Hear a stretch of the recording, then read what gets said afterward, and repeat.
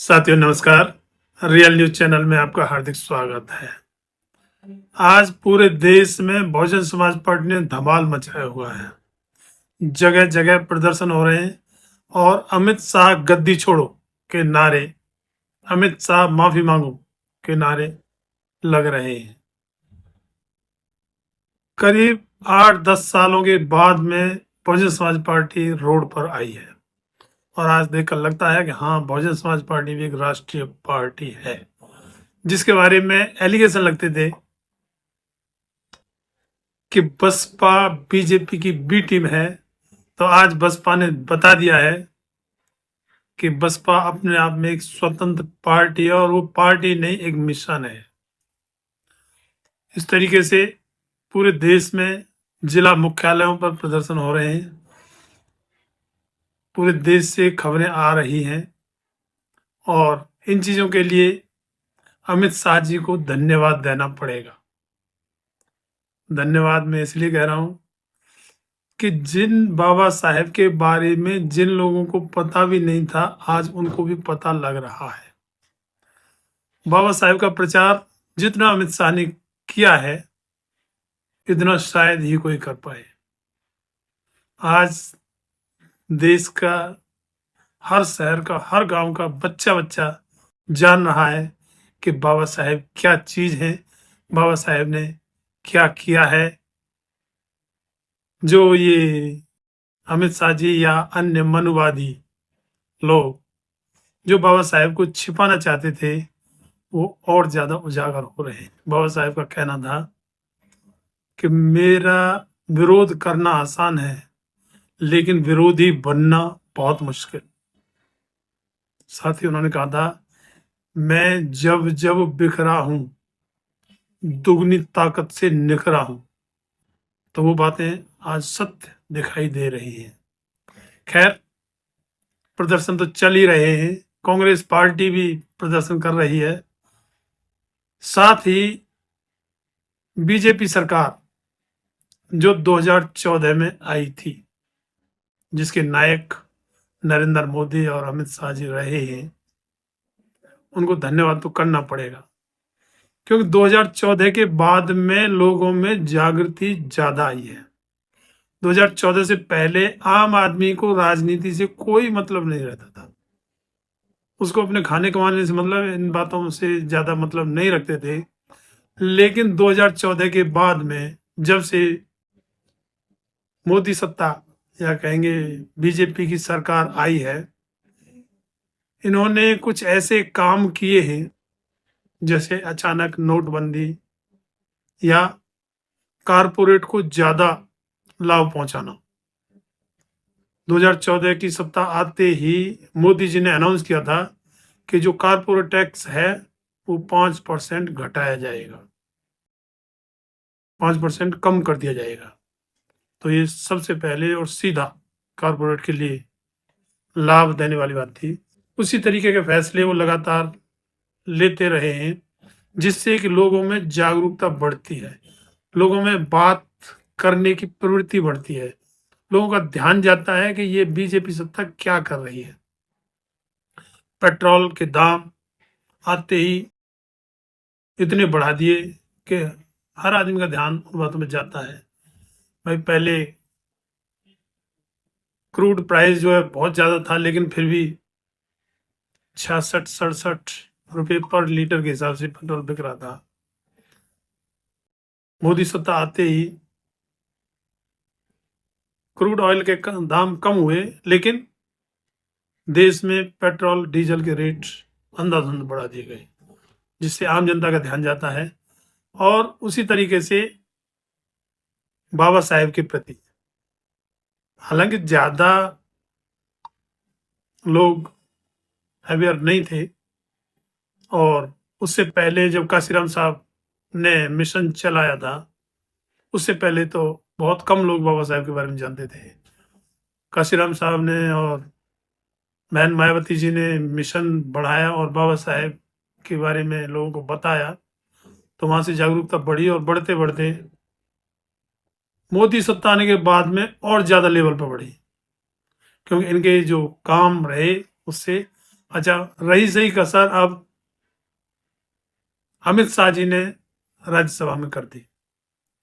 अमित शाह जी ने राज्यसभा में बाबा साहेब के प्रति ऐसी टिप्पणी की जिससे पूरे देश के अम्बेडकरवादियों में एकदम उबाल आ गया। और आज पोजीशन ये है कि गली गली में, देश के हर शहर में, हर गांव में, गली गली में बाबा साहेब के ऊपर चर्चा हो रही है।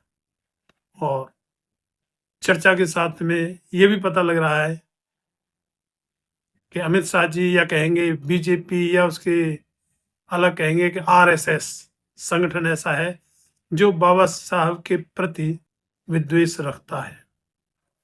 हालांकि वो विद्वेष तो पहले से ही रखते हैं, लेकिन कभी कभी ये बातें उनकी जुबान पर भी आ जाती हैं।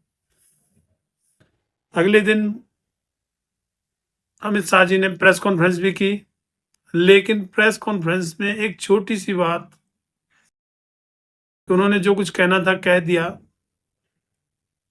अगर वो साथ ही कह देते कि भाई मैंने कुछ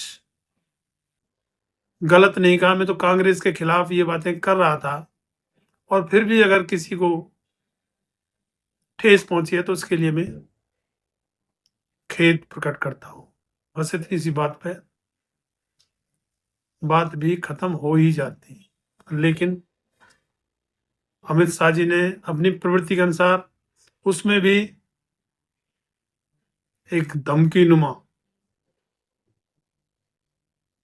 बोला कि हम कानूनी सलाह ले रहे हैं, और जिन्होंने ये तोड़ मरोड़ करके ये बयान पेश किए हैं उनके खिलाफ लीगल एक्शन भी लेंगे।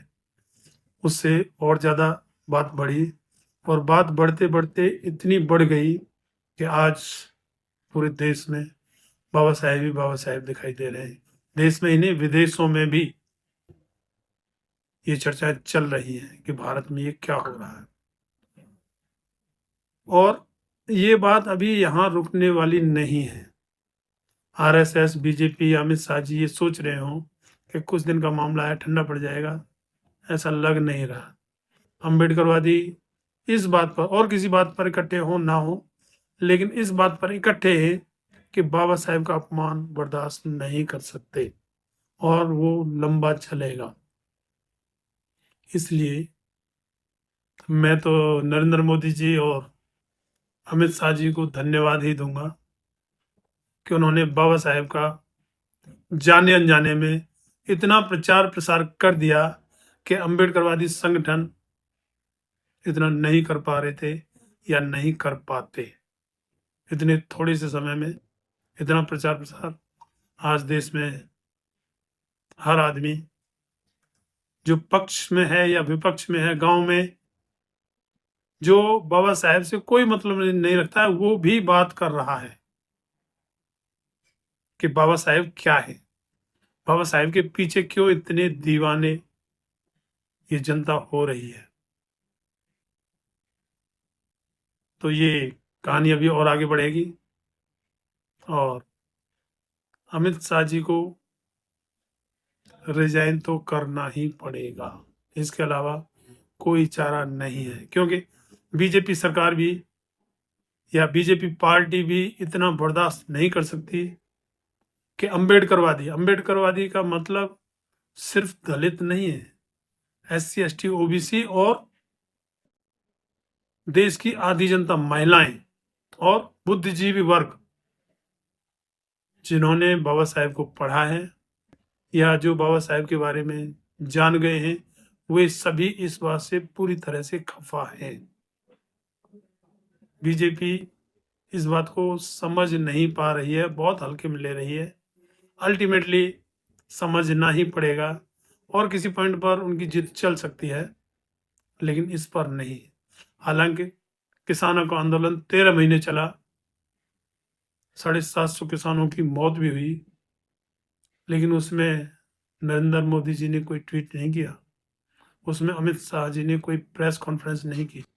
मामले की गंभीरता को वैसे तो बीजेपी भी समझ रही है, और इससे सभी की समझ में आ रहा है कि मामला कितना गंभीर है। खैर, देखते हैं आगे क्या होता है। अमित शाह जी कितनी टक्कर ले पाते हैं अम्बेडकरवादियों से। हालांकि अम्बेडकरवादियों के बारे में कहा जाता है कि एक अम्बेडकरवादी करोड़ों के सामने अकेला खड़े होने की हिम्मत रखता है। ये बाबा साहेब के विचार हैं जो इतनी दृढ़ता और इतनी मजबूती देते हैं।